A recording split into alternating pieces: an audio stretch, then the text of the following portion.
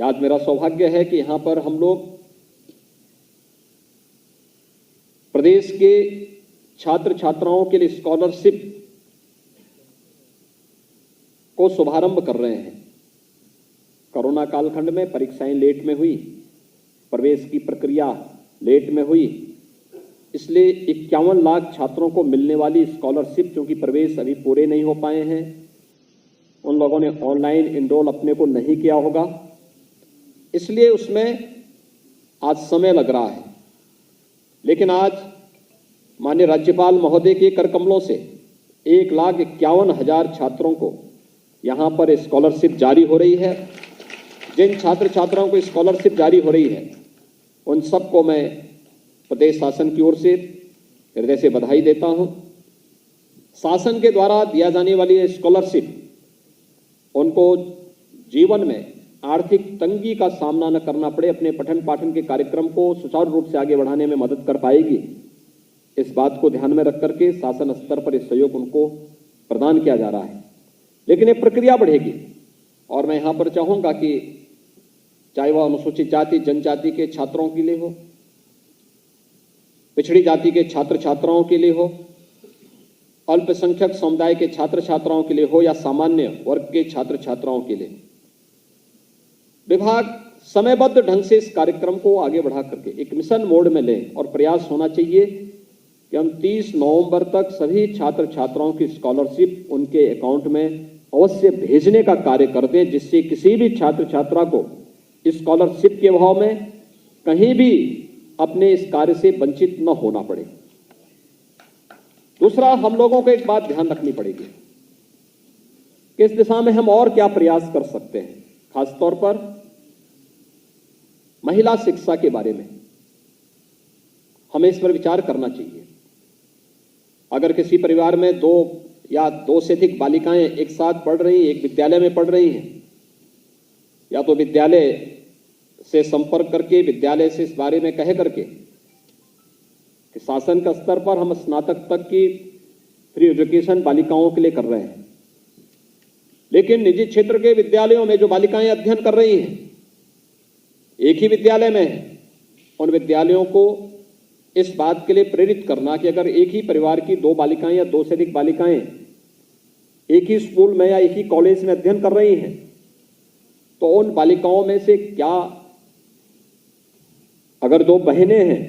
तो एक बहन की फीस को वे माफ करने की कार्रवाई करेंगे, नहीं करती हैं तो विभाग को शासन स्तर पर इस पर विचार करना चाहिए कि उन बालिकाओं की फीस को हम शासन स्तर से वहां पर प्रदान करने की व्यवस्था कर सकें। ट्यूशन फीस उन बालिकाओं के लिए शासन स्तर से दी जा सके, जिससे अभिभावकों को इस कोरोना कालखंड में हम एक राहत देने में योगदान दे सकें। एक बड़ा राहत का कार्य उन सभी बालिकाओं के लिए होगा और बालिका शिक्षा के प्रति शासन की प्रतिबद्धता को भी आगे बढ़ाने का एक कार्य होगा। आज सामान्य जनजीवन प्रारंभ हो चुका है। कोरोना महामारी देश और दुनिया के लिए इस सदी की सबसे बड़ी महामारी साबित हुई है, लेकिन सतर्कता और सावधानी से इस देश ने प्रधानमंत्री मोदी जी के नेतृत्व में इस महामारी से बचाव के लिए जो भी बेहतर प्रबंधन हो सकता था उसको करने का प्रयास किया। हर एक नागरिक के जीवन को और उसकी जीविका को बचाने के लिए अपने स्तर पर प्रयास किया है,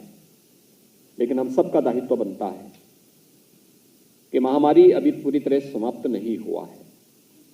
इस महामारी से बचाव के लिए अभी भी जो सतर्कता और सावधानी है, इसका पालन हमें करना होगा, हर एक स्तर पर करना होगा। पर्व और त्योहार आ रहे हैं, अनावश्यक भीड़ न हो, 2 गज की दूरी और मास्क है जरूरी का पालन अगर हर व्यक्ति कर ले, सुरक्षा कवच के रूप में वैक्सीन अवश्य ले लें। और मुझे बताते हुए प्रसन्नता है कि उत्तर प्रदेश देश के अंदर सर्वाधिक वैक्सीन डोज देने वाला राज्य है और उत्तर प्रदेश देश के अंदर सर्वाधिक टेस्ट करने वाला राज्य भी है। हमें अपनी इस गति को निरंतर बनाए रखनी होगी। मुझे बताते हुए प्रसन्नता है कि जब हम आज यहाँ पे राष्ट्रपिता महात्मा गांधी की जयंती के पावन जयंती के कार्यक्रम में यहाँ पर भागीदार बन रहे हैं, तो मुझे बताते हुए प्रसन्नता हो रही है कि 2012 से लेकर के 13 के बीच में जो बच्चों को स्कॉलरशिप मिलती थी वो मात्र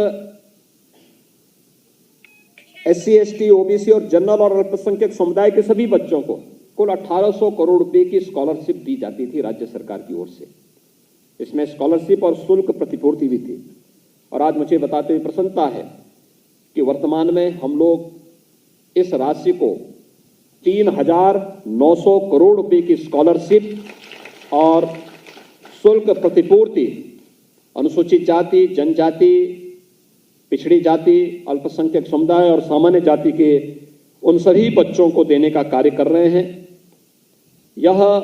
हर तबके के बच्चों के लिए शासन के द्वारा उनको दी जाने वाली सहायता है, जिससे वह आगे बढ़ करके बाबा साहब भीमराव अंबेडकर के अनुरूप, लाल बहादुर शास्त्री जी के अनुरूप और बापू के अनुरूप राष्ट्र सेवा में अपना योगदान दे सके। आज के इस अवसर पर मैं एक बार फिर से सभी छात्र छात्राओं को जिन्हें स्कॉलरशिप मिली है उन्हें हृदय से बधाई देता हूं। जिन छात्र छात्राओं का स्कॉलरशिप अभी नहीं प्राप्त हो पाया है, विभाग स्वयं इसकी चिंता करें, मिशन मोड पे लगे, एक नोडल अधिकारी नियुक्त करें, शासन स्तर पर भी और जनपद स्तर पर भी। कोई भी बच्चा छूटने नहीं चाहिए। जो भी पात्रता की श्रेणी में आता है वहां पर विद्यालय स्तर पर, जनपद स्तर पर इसकी जवाबदेही तय करते हुए समय से सभी छात्र छात्राओं की स्कॉलरशिप उन्हें अवश्य प्राप्त हो जाए